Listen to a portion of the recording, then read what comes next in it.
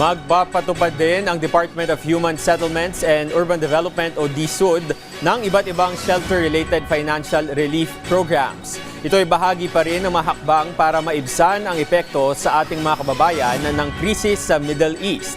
Kabilang narito ang 3-month moratorium sa pagbabayad ng pabahay sa ilalim ng National Home Mortgage Finance Corporation.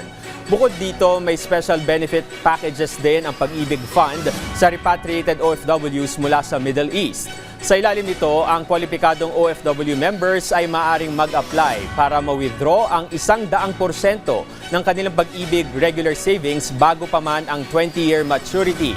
Gayon din ang kanilang MP2 savings. May handog din ang Pag-ibig na 3-month moratorium sa Pag-ibig housing loan payments na walang interest and penalties at may pinalawig na loan term hanggang 3 buwan.